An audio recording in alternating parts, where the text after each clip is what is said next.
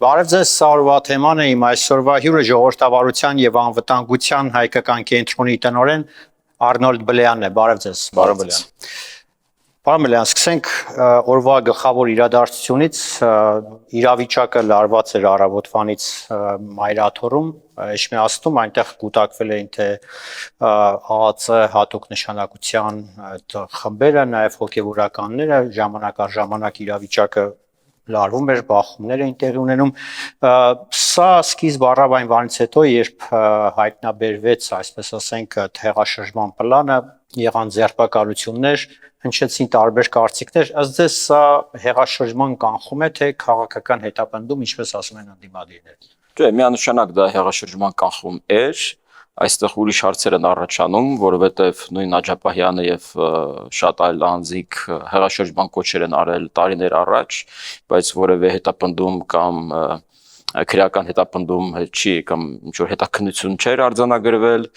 հա մենք ունենք տարատեսակ ռուս գործակալներ, ինչպիսին օրինակ Միկա Բադալյանն է, որ գրեթե յուրաքանչյուր օր իր տելեգրաման ալիքով հեղաշրջման կոչեր է անում, բայց շարունակում է ազատության մեջ շրջել փողոցներով։ Դա մեկ այլ հարց է։ Մյուս հարցը իհարկե այն ինչ մենք տեսանք այն ձայնագրությունները, որոնք մենք լսեցինք եւ ընդհանրապես դա սպասելի էր, դա լրիվ տեղավորվում էր իրենց գործառույթների շրջանակում, որովհետև մենք տեսել ենք հոկտեմբերի 27, իսկ հոկտեմբերի 27-ը եւ այն ինչ պետք է տեղի ունենար նույն ծրագիրը ունի, որովհետև այդ նույն ծրագիրը գալիս է հյուսիսից, դա շատ պետք է կարևոր է հստակ իմանալ։ Ռուսաստանն է այս ամեն ինչի հետևում կանգնած։ Եվ այն հանգամանքը, որ թե Մարիա Զախարովան, թե Մարգարիտա Սիմոնյանը այսքանի օրը շարունակ իրենց գրառումներով եւ իրենց հրապարակային խոսքում քննադատում են եւ իրենց աջակցությունն են հայտնում թե Բագրատ Սրբազանին, թե Միքայել Աջապահյանին, դա խոսում են նրա մասին, որ իրենք ուզում են պաշտպանել իրենց գործակալներին, իրենց այլ կերպ անվանել, հնարավոր չէ իրենք գործակալներ են։ Եվ ես հիշում եմ հենց ձեր տաղավարում, քանիցս մենք խոսել ենք դրանից, երբ դեռ այդ կիրանցից քայլերթն էր իրականացվում եւ երբ դաշնակներն են իրենց կողքին կանգնած, այն ժամանակից արդեն զգացվում էր, որ երևում էր դա կրեմլյան ականջները։ Դա ամեն ինչ արվում է, որպեսզի հնարավորինս թույլ չտրվի, որ Ադրբեջանն ու Հայաստանը գան խաղաղության համաձայնագրի Իհեճուկս բոլոր այդ վերբալ մեղադրանքների եւ նախապայմանների, որոնք Ալիևը անում է, արել է եւ դեռ կանի, ես լիահույս եմ, որ ի վերջո իրենք կարողանան գալ համաձայնության եւ ստորագրել խաղաղության համաձայնագիր եւ ինչպես իրենք ռուսները փորձում էին թույլ չտալ, որպեսզի դելիմիտացիա եւ դեմարկացիա իրականացվի մեր պետությունների միջև, այդպես էլ իրենք փորձում են խափանել հնարավոր համաձայնագրի ստորագրումը։ Ինչու հարց առաջանում։ Ինչու։ Որովհետև այդ համաձայնագրի ստորագրումը կբերի հայ-թուրքական հարաբերությունների կարգավորմանը, մասնավորապես սահմանի բացմանը։ Դա արդեն կարծես թե դառնում է շատ պարզ եւ հստակ եւ բոլորիդ վերջերս վարչապետի այցը Թուրքիա, որը ես ողջունում եմ, նաեւ ողջունում եմ, որ վարչապետը հրավիրեց Էրդողանին գալ մյուս տարի եվրոպական համայնք Հայաստան այդ համաժողովին մասնակցելու համար։ Մենք կարող ենք ունենալ տարբեր զգացմունքներ Թուրքիայի հանդեպ, կարծում եմ հիմնականում դրանք բացասական զգացմունքներ լինելու, բայց մենք պետք է հասկանանք, որ Թուրքիան մեր հարևանն է, ի տարբերություն Ռուսաստանի, Թուրքիայով է անցնում մեր ճանապարհը դեպի Եվրոպա եւ այդ ճանապարհի բացումը նաեւ թույլ կտա, որպեսզի մենք մեր կախվածությունը նվազեցնենք Վրաստանից, որովհետեւ մենք ահռելի կախվածության մեջ ենք գտնվում Վրաստանից եւ Վրաստանի իշխանությունները ժամանակ առ ժամանակ երբեմն իրենց կամքով, երբեմն ռուսների ուրեմն հրահանգով սկսում են օգտագործել մեր դեմ։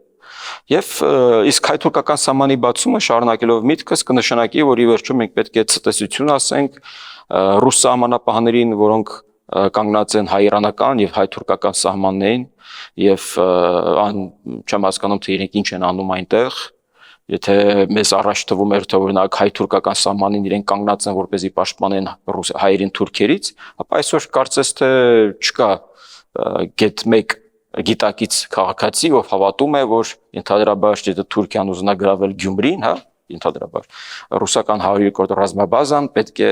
հարցակվի, պաշտպանի, չի լինելու այդպիսի բան։ Ադրբեջանի դեպքում իրենք չպաշտպանեցին, ջերմուկում իրենց ուղղակալներն այնտեղ կանգնած էին, հակառակը իրենք կոորդինատներն էին փոխանցում իրենց ադրբեջանցի գործընկերներին, իրենց դիրքերն էին հանձնում մի քանի ժամ առաջ գրավումից առաջ։ Ես կարծում եմ իրենք այնտեղ կանգնած են սահմանին, ոչ թե որ պաշտպանեն Հայաստանին, այլ հնարավորության դեպքում օգնեն Թուրքիային, որպեսզի գնան ինչ որ ընդհանրաբար ագրեսիվ գործողությունները Հայաստանի Հանրապետության նկատմամբ, չնայած առ այսօր մենք չենք լսել թուրքական որևէ պաշտոնատար անձից, որ իրենք որևէ նկարտում ունեն Հայաստանի Հանրապետության տարածքի նկատմամբ, ի տարբերություն իհարկե Ադրբեջանի։ Եվ դրա համար դա է ստիպում Ռուսաստանի, որպեսզի նա գնա այսպիսի կոշտ քայլերի։ Պարոն, նախ ինչի է ամեն ինչի հիմքում կանգնեցին եկեղեցականները, նկատի ոչ թե ամբողջ եկեղեցին, այլ որոշ հոգևորականներ, ինչի հենց եկեղեցու գործոնը խաղարկվեց այս հեղաշրջման, այս ներքաղաքական լարումների մեջ։ Չնայած Քոչարյանը ժամանակին կարծես թե հայտարարել էր, որ պետք է մի հոգևորական, ով խառնի ամեն ինչ։ Եվ գիտեք, սա նույն ձեռագիրն է, բան չի փոխվել։ Նույն Կիրիենկոն միջև նշանակվել է Հայաստանի կուրատոր, գիտեք, Ելցինյան ժամանակ վարչապետ էր, նա նշանակվել էր որպես կուրատոր Աբխազիայում, եւ այնտեղ նույնպես օգտագործվեց այդ կրոնական, հուզական սցենարը, եւ իրենք կարողացան հաջողության հասնել այնտեղ, որտեղ այնտեղ խմորումներ էին տեղի ունենում, երևի հիշում եք, տպավորություն կար, որ աբխազական իշխանությունները գնում են դեմ ռուսական իշխանությունների եւ իրենք կարողացան հանդարտացնել։ Նույն հուզական, կրոնական սցենարը իրանք փորձել են իրագործել եւ երբեմն հաջողության են հասել Վրաստանում, Մոլդովայում, Արևելյան Եվրոպայի երկրներում, մասնավորապես Լիտվայում, Լատվիայում եւ Էստոնիայում։ Ուղղակի տարբերություն Հայաստանի Հանրապետության, այստեղ դա դիտվում է որպես ժողովրդավարություն, ես դա կարծում եմ դա ժողովրդավարություն չէ, այլ հակառակը բարձի թողիություն։ Այնտեղ եթե մի քանի հոգի հավաքվում են եւ երկար զրուցում են եւ ինչ որ process-ներ են ուզում գեներացնել, ապա իրենք բախվում են օրենքի ուժին, որովհետեւ չես կարող այտենց ճուբաներ նախաձեռնել, եթե դու սկսում ես գործել պետականության դեմ։ Դու ունես իրավունք քո մտքերը,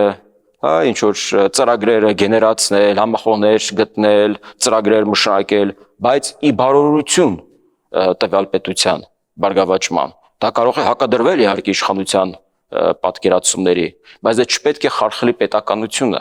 Իսկ իրենք ռուսական գործակալները օգտագործում են հենց դա, որպեսզի անջատողական ինչ որ գործողություններ սկսեն, ինչ որ չգիտեմ, ռուսալեզու բնակչության իրավունքների պաշտպանություն, ինչը մենք տեսանք ինչին հանգեցրեց Ուկրաինայում։ Եվ նման գործիքակազմ իրենք ուզում են օգտագործել եւ միշտ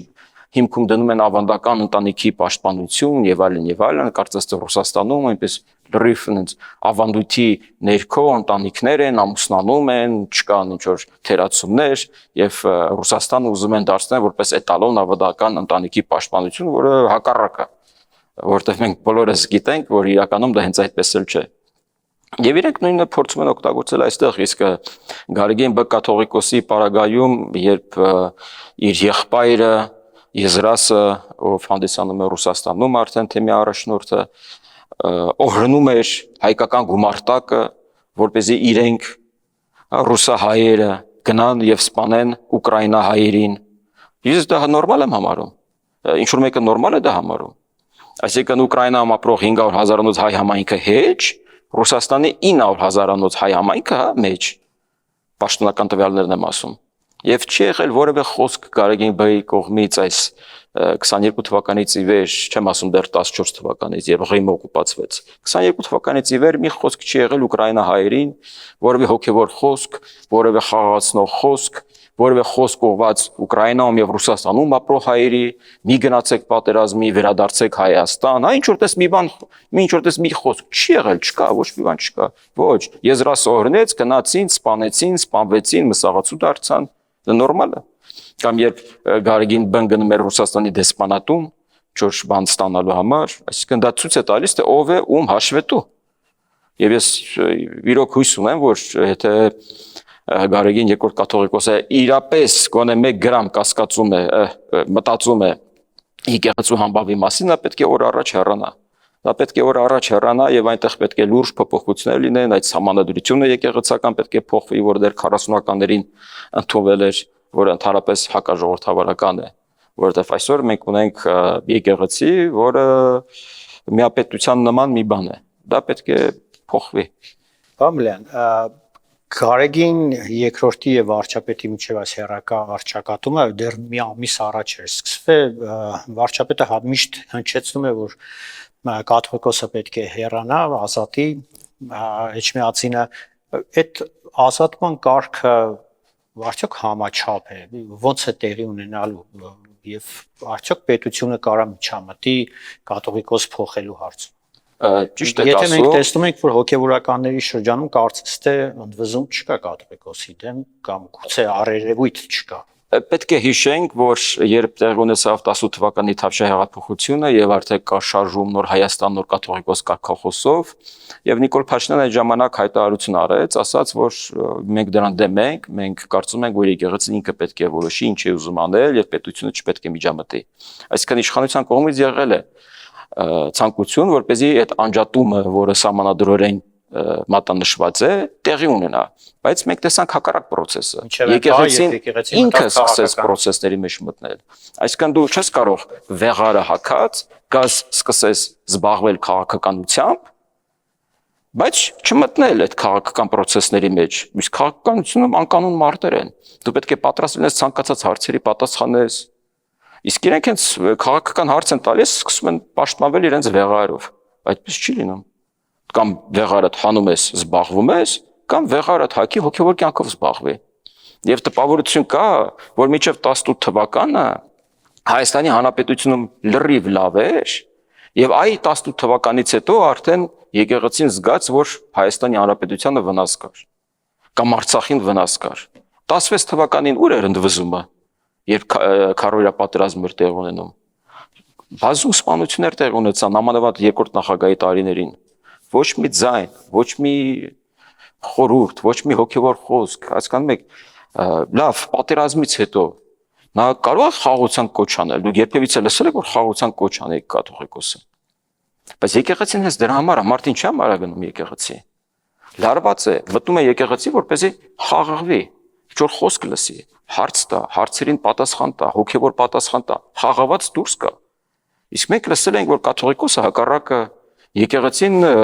երբ Արցախում բլոկադա էր, իրենք այդ դիմադրության շարժմանն էին աջակցում եւ այլն։ Իսկ չի եղել կաթողիկոսի կողմից որևէ քայլ գերիների ազատագրման հարցով։ Մեկ գերի գոնե բերեր, իմանայինք, որ մի հոգի գոնե բերել է։ Ընդ որում իրեն առաջարկներ են եղել, որպեսզի դու անես այդպիսի բաներ։ Իրեն առաջարկել են, ասել են, դու կարող ես կապնվել ռուսաց Կիրիլի հետ, ինքը կապնվի Թուրքիայի, Ադրբեջան, հասկանում եք, ինչու մի տենց հոգևոր բանով կարող էր Իլհամ Ալիևը գնար այդ համաձայնվեր, մի քանի հոգի բերեին։ Չկա, ցանկություն չկա։ Իրանց համար կաթողիկոս բեի խոսք դեմ ասում, նա ասել է Նիկոլի համար ոչ մի բան չեմ անելու։ Գերի բերելը, վերադարձնելը նա դիտարկում է որպես օգնություն, օժանդակություն վարչապետի իշխանությանը։ Ես դա այդպես չեմ համարում։ Ես կարծում եմ, որ երբ խնդիրներ են առաջանում, բոլորս պետք է համախմբվենք։ 16 թվականին, երբ Սերժ Սարգսյանը նախագահն էր եւ պատերազմ էր, ես օրինակ համախմբված էի Սերժ Սարգսյանի շուրջ, ասում եմ, սա ինքն է մեր ղեկավարը այս պահին։ Որքան էլ ես իրեն չէի սիրում, չէի ընդունում, բայց այդ պահին նա է մեր ղեկավարը, պետք է համախմբվենք իր շուրջ։ Բայց այս ինչ է կատարվում 18 թվականից այն կողմ։ Եվ սա էլի գալիս է իշխանության մեղավորությունը, որտեղ նա ուներ 18 թվականից հետո իրավունք, թե բարոյական, թե քաղաքական, թե իրավական, բարոյական գնահատական տալ նախորդ տարիների իշխանազավթմանը 20 թվականի մայիսից մինչև 18 թվականի մայիսը, ընդ որում եկեղեցին նույնպես մասնակցել է այդ բռնազավթմանը։ Եվ այդ իրավաքաղաքական գնահատականը թույլ կտար, որպեսզի այդ մարդիկ այլևս չմասնակցեին քաղաքական process-ներին, իրավունք չունենային մասնակցել քաղաքական process-ներին եւ աղճատեին այս քաղաքական դաշտը։ 21 թվականի այդ աղճատումը մենք չէինք տեսնի, հիմա 26 թվականի ես մտավախությունն եմ, որ էլի կսկսվի այդ նույն այդ երկու բևեռների միջև բախումը։ Եվ արդյունքում այն առողջ ուժերը, որոնք ուզում են առաջ գալ, որոնք միտված են Հայաստանի Հանրապետության պետականությանը, հարատևությանը, որոնք իրապես կարող են լավ իշխանություն կամ ընդդիմություն լինել, իսկ ընդդիմությունը նույնպես իշխանության մաս է, իրենք սկսում են լուսանցքում մնալ։ Եվ իշխանությունը իր ժամանակ ունի դեռ դա փոխելու։ Պարոն այս եկեղեցու հետ կապված իրադարձությունները, այսպես ասենք, չդատապարտեցին, այսինքն նկատի ունեմ այդ հեղաշրջման փորձերը չդատապարտեցին, այլ հակառակը կարծես թե աջակցեցին ասենց կանգնան եկեղեցու կողքը նախկին 3 նախագահները Լևոն Տեր-Պետրոսյանը հաջողակի սկսեց հանդիպել կաթողիկոսի հետ Սերժ Սարգսյանն ու Քոչարյանն էլ աջակցող հայտարարություններ տարածելով այս եկեղեցու ընդվզումը սեփական նախաձեռնություններ հենց հոգևորականների թե քաղաքական այլ ուժերի հատկապես 3 նախագահների միջամտությամբ եկեղեցին սկսեց ընդվզել Ես ակնկալում եմ, որ երկրորդ նախագահը այդ ամեն ինչի հետևում է, ես ակնկալում եմ, որ ինչ որ գործողությամբ նաև դրա հետևում է Սերժ Սարգսյանը, բայց ես չի հավատում, որ օրինակ Լևոն Տեր-Պետրոսյանը որպես շատ իմաստալից եւ իմաստուն նախագահ այդ ամենի մաս կկազմի, բայց ցավոք պետք է փաստենք, որ Տեր-Պետրոսյանի նամակը 18 թվականից այն կողմ քաղաքականությունը լրիվ հակասում է այն ամենին, ինչին նա խոսել է իր թե նախագահության ժամանակ, թե իր ընդմադիր արդեն գործունեության ժամանակ եւ ես երեք մեկ այլ հարցազրույցում կարծիք հայտնեցի, որ գուցե Տեր-Պետրոսյանն ու Գարեգին Բ-ն իրար հետ քննարկում էին, թե ինչպես Գարեգին Բ-ն կարող է խաղաղ հեռանա։ Ես դեռ հույս ունեմ, որ իրապես միգուցե այդպիսի խոսակցություն կա իրանց միջև, որովհետեւ դուք ասում եք, ընդվզում չկա եկեղեցիների ներսում, բայց ես ունեմ տեղեկություն, որ ոչ բոլոր քահանաներն ու arczepiskopos-ներն ու նույնիսկ սարկավակները կողմ են եղել, մեծամասնությունը դեմ է եղել, որպեսզի Բագրատ Սրբազանը սկսի քաղաքական այդ process-ը։ Եվ այդ ժողովի ժամանակ երբ մեծամասնությունը կարծես թե դրա մասին ու շատ քիչ գուցե մի մարդկանց մոտ վախ կա, մյուս մարդկանց մոտ կա այդ ընկերային բարեկամական բանը, որ երկար տարիների հետ աշխատել են, հաց են կիսել, ծանոթ են, բարեկամ են, որոշ մարդիկ բիզնեսով են կապված, հասկանում եք, մտածում են իրենց շահերի մասին, մենք պետք է հասկանանք, որ եկեղեցին դա նաև մեծ բիզնես է, բոլորս գիտենք, միշտ խոսել ենք դրա մասին, դա մեծ բիզնես է։ Ու մենք միշտ տեսել ենք կնուկների, հարսանիքների ժամանակ, այո, կնուկների, հարսանիքների ժամանակ կամ սովորական տեսակատարությունների ժամանակ մոմից սկսած մենք տեսել ենք այդ ամենը եւ այդ ամենը իրենք փորձում են պաշտպանել բայց ես ելի հույս ունեմ որ եկեղեցին այն arczepiskopos-ները հավատավոր arczepiskopos-ները ովքեր իրապես հավատում են Աստծո խոսքին իրապես մտածում են եկեղեցու համբավի մասին իրենք ի վերջո կարողանան հասցնել Կտրիչ Ներսիսյանին որ ժամանակը եկել է եւ ժամանակը եկել է որ դու հեռանաս Ժամանակն ավարտվել է, որովհետև 99 թվականի հոկտեմբերի 27-ից հետո Գարեգին Բ-ն զբաղված է եղել միայն ինքնահարստահարմամբ։ Ուրիշ բանով չի զբաղվել։ Պարոն կաթողիկոս վարչապետ կամ կաթողիկոս իշխանություն այս արճակատման վրա կարծես ավելի շատ յուղ լցեց, բորբոքեց ռուսաստանցի օլիգարխ Սամվել Կարապետյանը, որը չգիտես որտեղից հայտնվեց եւ սկսեց միանգամից այսպես ասենք ներքաղաքական հայտարարություններ հնչեցնել ընդհանուր միջև պիտակավորելով իշխանություններին, ընտրողներին իշխանություններին, ընտրողներին որտեղից հայտնվեց Սամվել Կարապետյանը եւ ինչու հայտնվեց։ Ուղարկեցին Ռուսաստանից։ Ես հիշում եմ, երբ Բիձինայ Վանեշվիլին եկել էր եւ գրավել էր Վրաստանը եւ 13-14 թվականներին ես խոսում եմ վրացիների հետ, իրենք հավատում են, որ նա կտանի Վրաստանը դեպի եվրոպական միություն եւ այն հարցադրմանը, թե ինչպես կարող եք հավատալ, որ որևէ անձ, ով միլիարդներ է դիզել եւ դեռ ունի Ռուսաստանում, կարող է գալ ինչ-որ մի երկիր եւ հակառուսական ինչ-որ գործառույթ զբաղվել։ Այսօր մենք տեսնում ենք, որ Մոլդովան հուլիսի 4-ից կսկսի արդեն ուրեմն անդամակցության շուրջ բանակցությունները Եվ եթե առաջ ասում են, որ 2030 թվականին պետք է դառնա Եվրամիության անդամ, ապա հիմա ուզում են ել ավելի շուտ դառնա։ Հետևաբար Վրաստանը նույնպես կարող է այդ շարքերին լինել։ Ես ինչու եմ ասում, Սամվել Կարապետյանին մի այնպիսի Բիձինայ Վանեշվիլի էին ուզում դիտարկել, ուղարկեին այստեղ եւ փորձեին տեսնել ինչ կստացվի։ Ես կարծում եմ, որ իշխանությունը այս պարագայում կանխարգելիչ գործողությունների գնաց, սովորաբար մենք միշտ մեղադրել ենք, ես մեղադրել եմ իշխանությանը, որ նա post factum է գործում,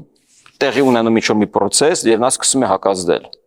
Այս պահին մենք տեսնում ենք, որ հակառակ process-ն է լինում, որ զգալով վտանգը եւ զգալով նաեւ վստահաբար ունենալով տեղեկություն, որ ինչի համար է գործուղվել իսկ դա կոմանդիրովկա էր, այլ կերպ ասած հնարավոր չէ բնութագրել։ Սամվել Կարապետյանը Հայաստան, իրեն գնացին կախարգելիչ գործողությունների եւ ես հույս ունեմ, որ այս անգամ գոնե տրամաբանական ավարտի կհասնի։ Որն է այդ դրամը։ Տրամաբանական ավարտը պետք է լինեն դատավճիռները։ Դա չպետք է լինի ձգձգվող տարիներով խորհրդանական ընտրություններին անց ինչ որ process, ինչպես մենք տեսել ենք, որ տարիներով վերջում գալիս ասում է վաղումության ժամկետ եւ լրանում է։ Այս բարդյուրությամբ իհարկե վաղումության ժամկետը մեզ չի սպառնում, իրենց դրա հույսը չունեն, բայց process-ները պետք է արագ լինեն, բայց դրա համար մենք պետք է էլի կիսատպրատություն ենք տեսնում։ Նորից եմ ասում, եթե մնացած գործակալները ազատորեն, ինչպես օրինակ Միկա Բադալյանները եւ իրենց սատարողները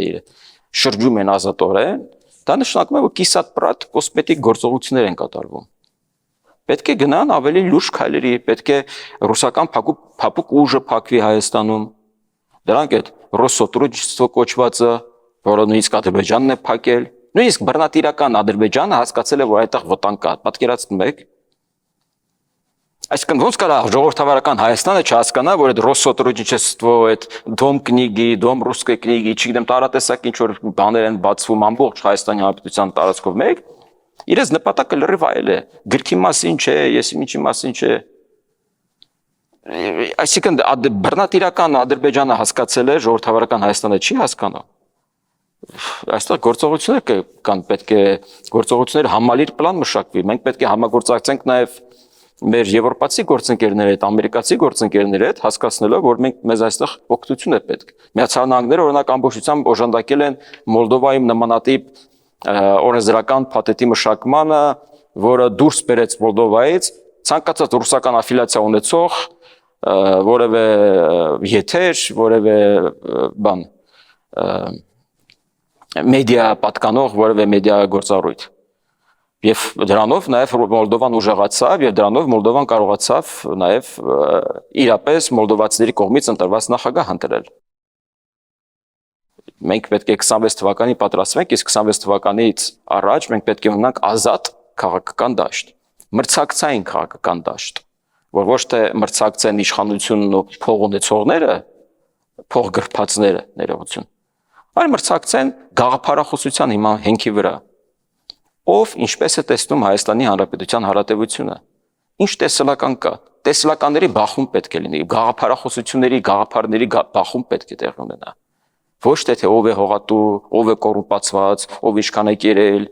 ով ում է ծառայում, մեկը թրքասեր է, մեկը ռսասեր է, այդ ամեն ինչը մենք պետք է վերացնենք, չի կարելի արդեն ժողովուրդն էլ հոգնել։ Պամելյան, Կարապետյանի հետ կապված այս գործընթացները միայն քաղաքական ենթատեքստ կամ շարժառիթ ունեն, թե նաև կապված է իր բիզնեսի հետ, որտեղ գիտենք, որ մինչ այդ որոշակի գործողություններ էին սկսվել հեծի հետ կապված, կային տուգան ահռելի չարաշահումներ, չվճարված գումարներ, փոխհատուցումներ չէին արվել, ընդհանրապես հեծը ինչ Սամվել Կարապետյանի ձեռքում է, խայտարակ վիճակում է, բոլորս գիտենք, արդյոք դրա հետ էր կապված նաև եւ կողմ եք, որպեսզի հեծը պետականացվի կամ ազգայնացվի։ Միանշանակ կողմ եմ, որովհետև հեծը օկուպացված էր դեռ մինչև Սամվել Կարապետյանը, հիշում եք այն ժամանակ գլխավոր տնօրենը Բիբինն էր, հետո Էլեկտրիկ Երևանի դեպքերից հետո փոխանցվեց, այսպես կարելի ասել, մեկ տնօրենից Բիբինից դեպի Կարապետյան, եւ թվում էր թե դա հայկականը դարձել, բայց հայկական չի։ Այն հանգամանքը, որ Սամվել Կարապետյանը կրում է հայկական անուն ազգանուն, դա չի նշանակում, որ նա Հայաստանի Հանրապետությունն է ներկայացնում։ Նա Ռուսաստանի Դաշնության քաղաքացի է։ Նա Ռուսաստանի Դաշնության իշխանության կամակատարն է եւ կախված է։ Եվ հետեւաբար, այո, մենք պետք է ապա օկուպացնենք հեծը, ապա ռուսականացնենք հեծը։ Եվ դա միայն հեծին չի վերաբերվում։ Ես հույս ունեմ, որ դրանից հետո արդեն թե հայկական երկաթուղիները, թե Էրեբունի օդանավակայանը մաս առ մաս դա ամբողջը պետք է վերադարձվի Հայաստանի Հանրապետության քաղաքացուն, որովհետև իրենք նորմալ չեն գործում։ Այս երկաթուղիներով, որ մենք ունենք, ինչ ապա շրջապատման մասն ենք խոսում։ Մենք գնում ենք Վրաստան, տեսնում ենք իրենց երկաթուղին, հետ են գալիս ու նորից եւ այս ենթակառուցված եւ այս երկաթուղային համակարգով մենք ուզում ենք ինչ որ խաղաղության խաչմերուկ դառնանք, ինչ որ նոր երկաթգծեր քաշենք, այդպես չի լինում։ Իրենք, այսինքն Ռուսաստանը ինքը խնդիր ունի իր ներսում երկաթուղիների գծերի կառուցման։ Եվ դա չի իրագործում։ Իսկ Սամվել Կարապետյանը այլ կերպ չգիտեր բիզնես վարել։ Նա հարստացել է, որովհետև նա կոռումպացված դեմք է։ Հետևաբար ակնկալել, որ Հայաստանի Հանրապետություն գործող Սամվել Կարապետյանի բիզնեսը պետք է աշխատի մաքուր, թափանցիկ եւ քաղաքացուն միտված ոչ, իրենք աշխատում են այնպես, թե մտածեն, որ ավելի շատ փող աշխատեն։ Մեր, ձեր եւ մնացածների հաշվին։ Եվ դրան պետք է վերջ դնել։ Մատուցելով անորակ ծառայություն։ Անորակ ծառայություն։ Դուք Երևանում եք խոսում, մարզերում ավելի խայտարակ իրավիճակ է։ Մի փոքր փոթորիկ, մի փոքր քամի, լույսը անջատվում է։ Շնորհակալություն։ Շնորհակալ եմ։ Սա օրվա թեման էր զրուցակիցս ժողովրդավարության եւ անվտանգության հայկական կենտրոնի տնօրեն Արնոլդ Բլեյանն էր, կհանդիպենք առայժմ։